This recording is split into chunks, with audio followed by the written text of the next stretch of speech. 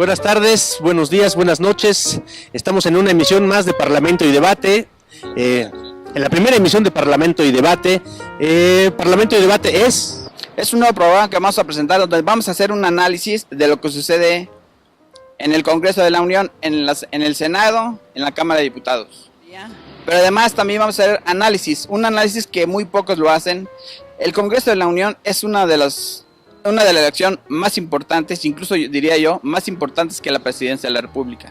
Hoy todo el mundo está metido en el análisis, en el debate de la presidencia de la República, quién va a quedar, pero nadie se entera a ciencia cierta cómo va a quedar el Congreso de la Unión. En este panel estamos aquí, vamos a presentarnos cada uno. Joel Macías de Lara de Baja California Sur. Alfonso Morcillo, soy experto en comunicación política, estudié comunicación y periodismo en la Universidad Nacional Autónoma de México, he tomado algunos diplomados de comunicación social, el más reciente justamente aquí en el Senado, impartido por la Universidad Anáhuac de Puebla, y Jaime Valderas. Bueno, yo soy Jaime Valderas, soy el creador de Parlamento y Debate, tengo experiencia, 20 años en periodismo y 15 años en comunicación social. Lo más reciente que me he actualizado es en redes sociales. Básicamente hago análisis de redes sociales y doy seguimiento a toda la cartera política de los mexicanos. Raúl, si nos haces favor, Raúl Adorno, si te presentas. Hola, ¿qué tal? Soy Raúl Adorno, reportero de toda la vida, como lo había comentado en otra ocasión, pero bueno. Es la primera edición. Ok, bueno, reportero de toda la vida, me considero un obrero de la tecla porque más allá de los análisis que ahorita vamos a empezar en eso, siempre me he considerado estar precisamente presente en los hechos. Yo lo presumo, lo digo y además lo asumo, como que viviendo la historia cuando se han dado hechos conmemorables como la toma de posesión, por ejemplo, de Felipe Calderón. Me tocó estar en la Cámara de Diputados. En fin, es vivir la historia, es estar también contando a la gente pues todo lo que sucede en este país, en esta ciudad, y por supuesto ahora que vamos a estar en este proyecto, pues hacer análisis o intentar cuando menos hacer mis aportaciones para tener elementos de análisis para ustedes, para nosotros, y ojalá y no solamente nos escuchen, nos vean, sino que ustedes también aporten y nos compartan sus opiniones. Esperamos que sean opiniones inteligentes, pero bueno, ustedes sabrán cómo se manifiestan a favor o en contra de nuestros puntos de vista. Y bueno, el tema que vamos a tratar en esta primera emisión de Parlamento y Debate será acerca de la composición actual del Congreso y la perspectiva que se tiene a partir de las encuestas que hay conocidas, de cómo podría quedar conformado la 54, 64 y 65 legislatura aquí en el Senado y la 64 en Cámara de Diputados. Actualmente el Congreso está conformado.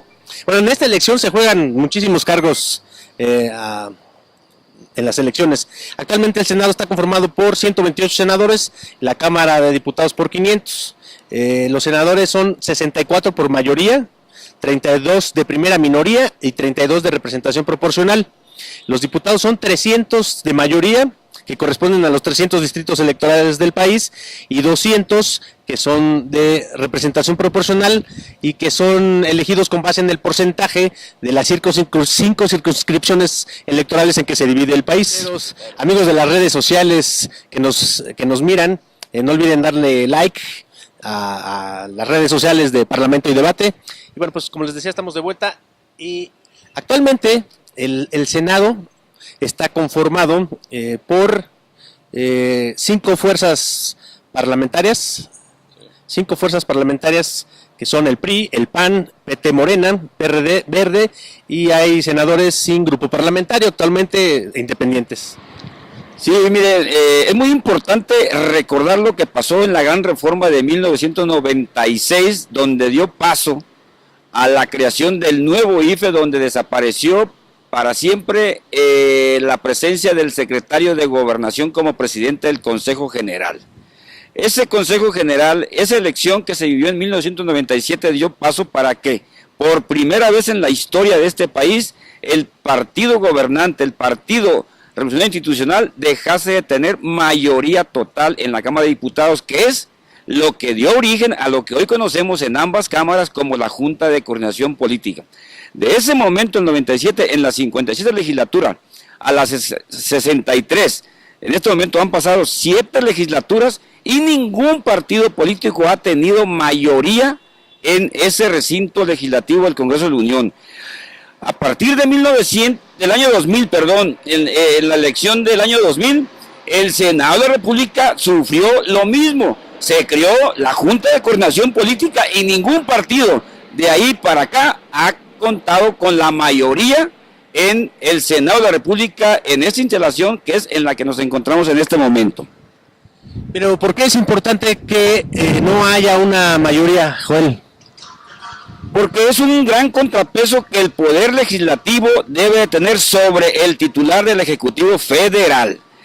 Aquí es donde se discute, se analiza todo lo que se tiene que reformar y podemos encontrar que el presidente, el titular del Ejecutivo Federal, traiga muchos caprichitos como lo podemos estar previendo ahorita, según los sondeos como nos lo vienen diciendo ya desde hace algún tiempo, que puede llegar el innombrable, con todo respeto. Entonces, el balancear los poderes es lo mejor que le puede pasar a este país, sea quien sea el titular del Poder Ejecutivo Federal. Hay que hacer mención también cómo está conformadas los congresos locales. En la elección que viene también se van a votar por congresos locales. Hay que recordar que en esta elección son 27 estados donde va a haber elecciones para congresos locales. Esto es muy importante porque son parte de lo que se entiende Congreso de la Unión, cada legislatura de cada estado. En esta ocasión vamos a elegir 27 legislaturas, van a elegir los estados.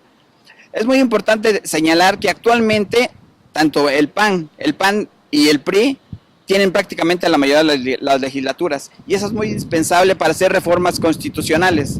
Lo que se viene para la próxima elección es cómo van a quedar conformadas y justamente de estas elecciones, de cómo van a quedar conformados los congresos, muy pocas, de hecho ninguna encuestadora se ha metido por el voluminoso trabajo que se requiere para hacer una encuesta. Y vamos a hablar de las encuestas, de las previsiones que se tienen para la composición tanto de Cámara de Diputados como del Senado de la República. Hay 3 encuestas, estamos tomando 3 encuestas, una es de Coparmex, otra es un recopilado que hace El País de diversas encuestas y otra es la encuesta que hace la revista Voz y Voto.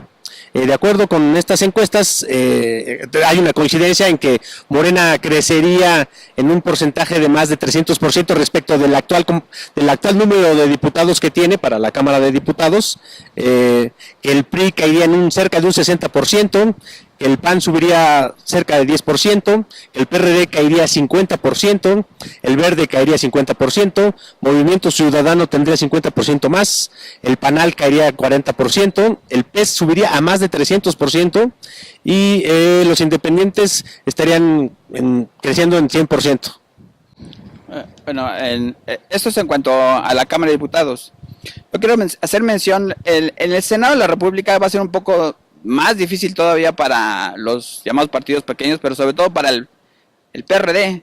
Lo que las encuestas prevén es que en el Senado de la República el PRD se puede desplomar hasta un 90%, máximo tendría 6 legisladores, 4 legisladores, y hay quien hasta le da 2 legisladores. A Coparmex le da 2 legisladores, entonces va a ser muy, muy emocionante en esto que se viene ahora ya en 2 semanas, en una semana. Pero no hay que perder de vista lo que es el Congreso de la Unión completo, las legislaturas locales. Se prevé también en las legislaturas locales que cuando menos en el 50% de las 32 entidades el PRD podría pedir su registro porque ahí no va en coalición con el Frente, ahí van solos y en muchas entidades, al margen de que no hay mucha información en encuestas, la mayoría se prevé que el PRD podría caer hasta perder el registro en más de la mitad o en la mitad de los estados. Joel.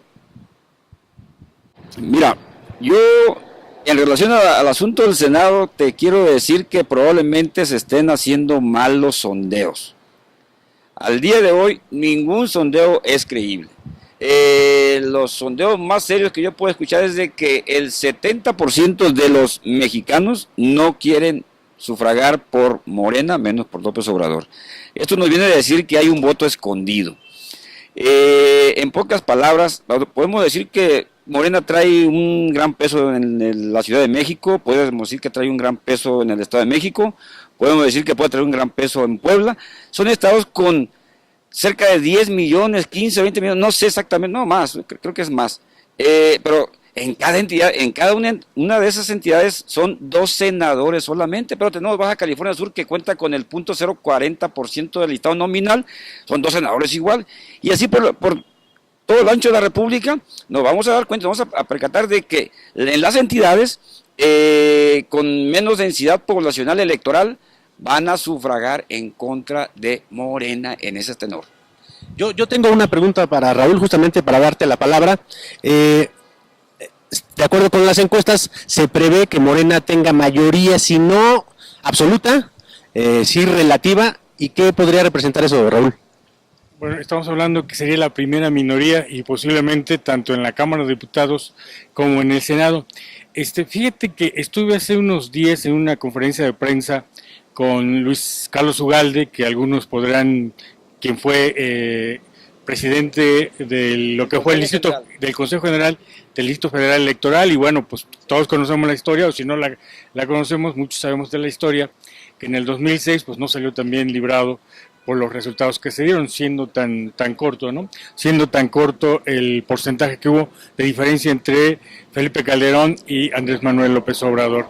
Él sí hablaba de un panorama bastante crítico, incluso pues de que sería tal vez yo finalmente eso lo va a decidir en su momento el propio electorado, por eso es importante que vayan a participar y que no solamente se tome en cuenta la elección del presidente, sino también la elección tanto de los legisladores locales como los legisladores federales, en este caso los diputados y los senadores, ¿no? Entonces es importante que participen. Bueno, él decía que se podría dar el caso de que fuera tan aplastante el triunfo de Morena, tanto a nivel de la Presidencia de la República como del Senado y la Cámara de Diputados, que pudiéramos pudiéramos estar ante la antesala de lo que habíamos llamado alguna vez el partido hegemónico.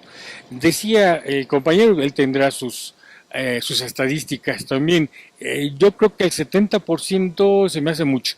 Yo lo que he escuchado en casi todas las estadísticas es que alrededor de entre el 20-30% es quienes no han decidido todavía su voto. El restante o está por el PAN, o está por el PRI, o está por Morena, ¿no? En menor medida, creo yo, por el PRD que se está desmoronando.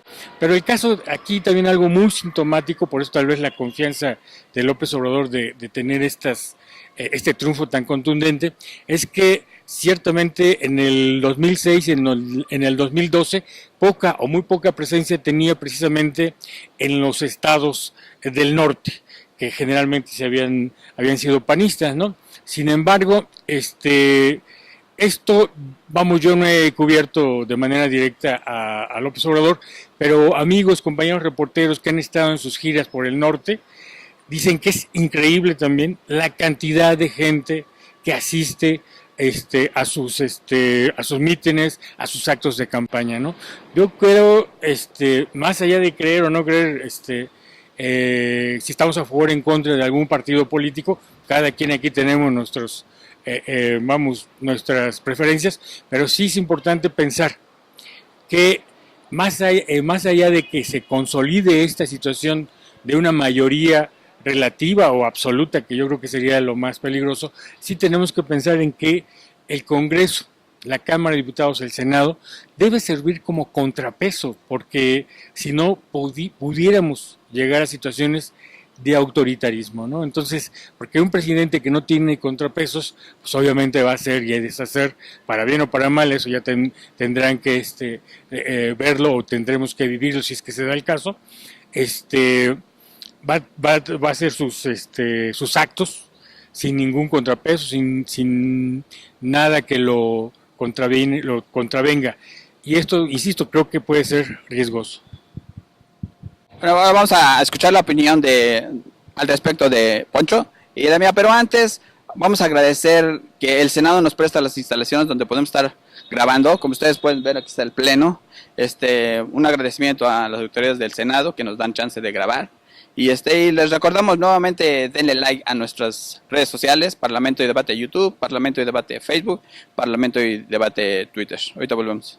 Estamos de regreso, amigos que nos ven por las redes sociales de Parlamento y Debate. Y bueno, estaba en el uso de la palabra antes de la pausa Raúl y bueno, nos va a dar su opinión acerca de este tema. Jaime. Bueno, me parece muy interesante lo que dice Joel, lo que dice Raúl. Yo francamente no coincido con ninguno de los dos. Creo yo que hay una cláusula, que esa yo sí la quiero remarcar. Una cláusula, no, un artículo en la Constitución que es los plurinominales. ¿Por qué existen los plurinominales? Porque eso garantiza que nadie tenga más allá del 66% de los escaños y las curules. Pero además, al margen de eso, yo veo las encuestas y creo que va a haber un poco lo que se llama el voto dividido. Si bien se prevé que gane Morena, Andrés Manuel López Obrador, creo que la mayoría o un porcentaje menor va a votar a nivel de Senado y a nivel de la Cámara de Diputados. Esto para mí, y de acuerdo a las encuestas lo reitero, yo veo que Morena podría resultar no va a arrasar, más bien podría ser la segunda fuerza. Creo yo que la primera fuerza va a ser el PAN, y el PRI no va a quedar tan rezagado, porque en la mayoría de las encuestas el PRI vendría siendo casi en 17 estados a nivel de Senado y Cámara de Diputados, sería la segunda fuerza política, lo que quiere decir que va a tener más plurinominales, va a nivelar justamente, los plurinominales son para eso, para nivelar, y que no haya a mayoría absoluta de un partido. En cuanto a lo que dice Raúl, que puede haber un riesgo de autoritarismo, yo, aunque ganara Morena y arrasara, yo dudo que así sea. Francamente nunca lo he visto. Yo trabajé en el gobierno del Distrito Federal y dudo que así actúen las nuevas fuerzas políticas. Digo, dudo, para eso vamos a estar para analizarlo y para señalarlo, si en caso estuviera, pero dudo. Nosotros no somos Estados Unidos. Para mí Estados Unidos es el país más autoritario, donde creo yo no hay libertades como lo estamos viendo ahora y la gente no se expresa, pero bueno, es otro harina de otro costal. Ahora va, Poncho, te paso la palabra.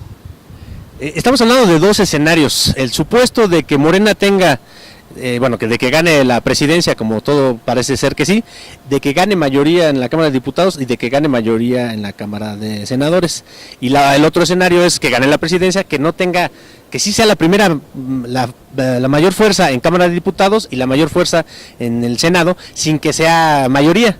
¿A qué nos va a llevar esto? En el primer caso, pues bueno, es obvio que si controla ambas cámaras va a poder hacer los cambios en las leyes que se quieran hacer, pero no va a poder hacer cambios a la Constitución, y ahí va a tener que negociar con otras fuerzas políticas, además de que lo importante que mencionaba Jaime, que es ganar los congresos locales. Tendría que tener mayoría absoluta en 17 congresos locales para poder hacer cambios a la Constitución, y eso no está, digamos, en el horizonte. El otro caso, el segundo escenario, es que no tenga las mayorías ni en el Senado ni en la Cámara de Diputados, y de todos modos va a tener que negociar, y en este caso el escenario que yo estoy viendo, aquí ya nos comentará Joel, nos comentará Raúl, es que va a negociar con el PRI, lo cual nos va a llevar a que sí existe ese pacto del que ha hablado Anaya, ¿no?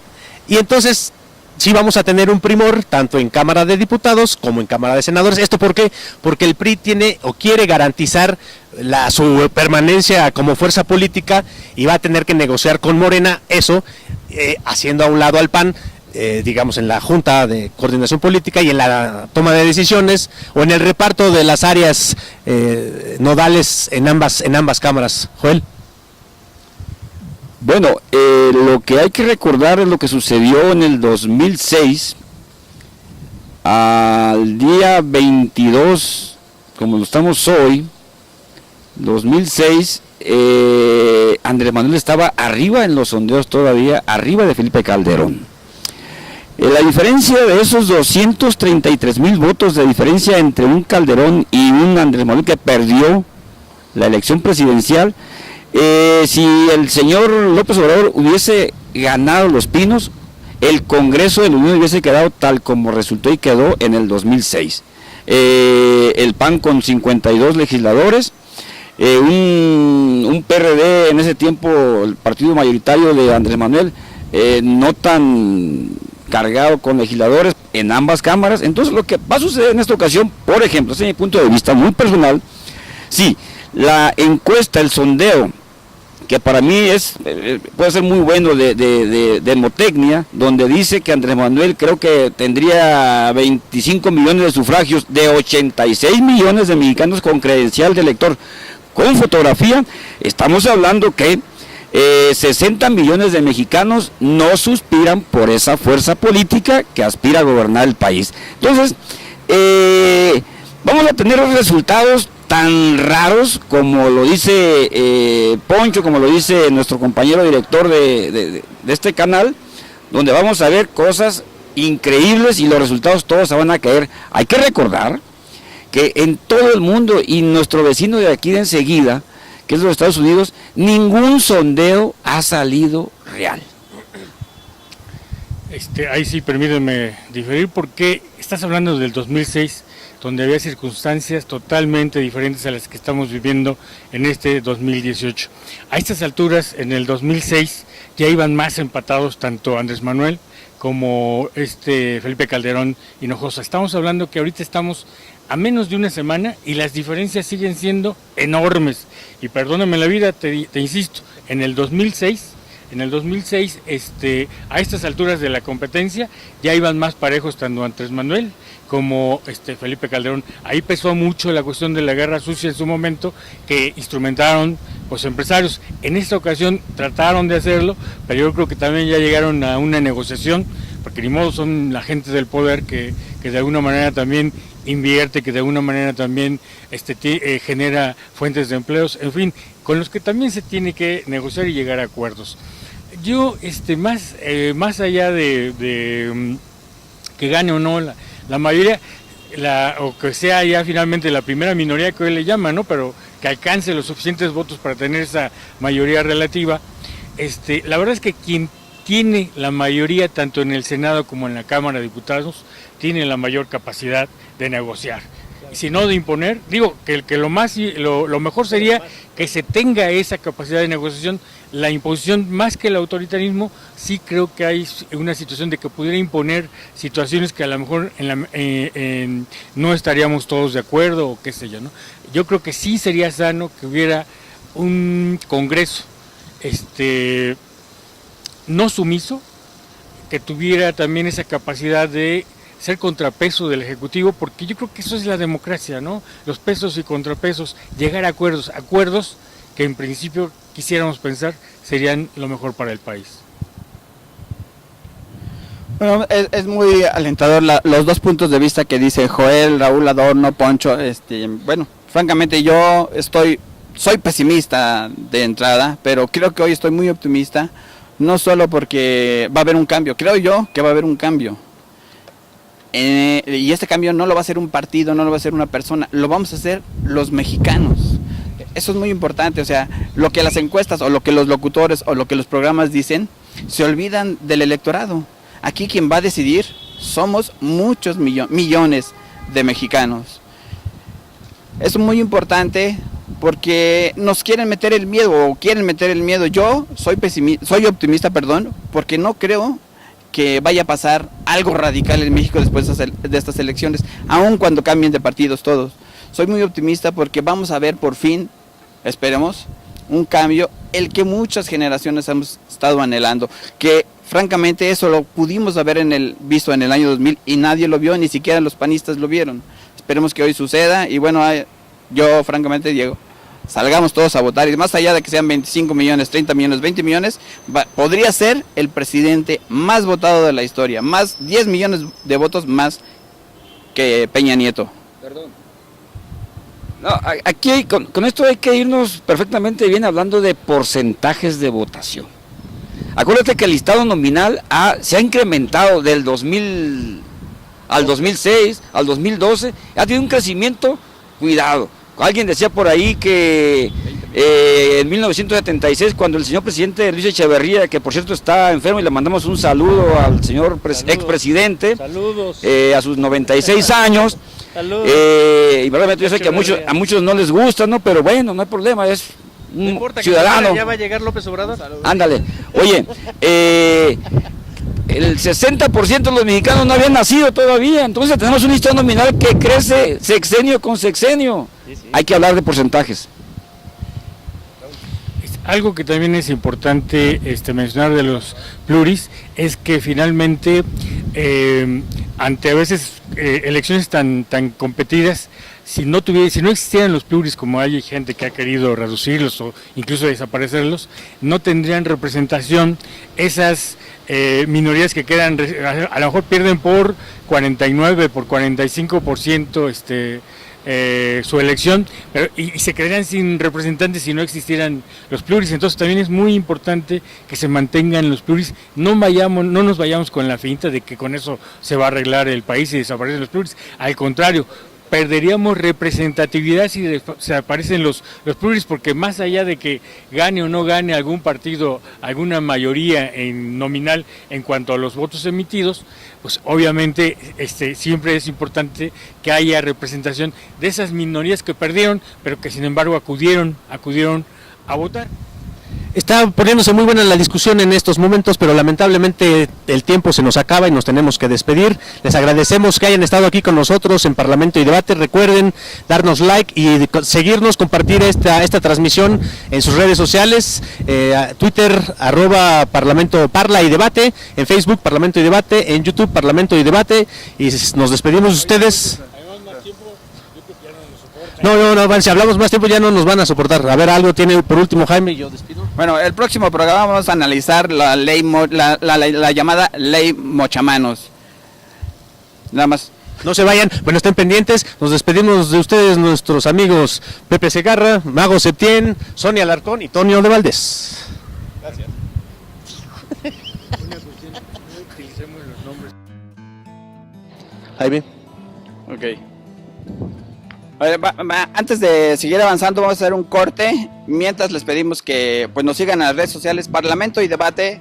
Tenemos Facebook, YouTube y Twitter con el nombre tal cual. Vamos a hacer un corte. ¿A dónde nos vamos a ir al corte? Regresamos de la pausa, estimados. Iba a seguir radioescuchas, pero no son radioescuchas. Y bueno, facebookeros, tuiteros.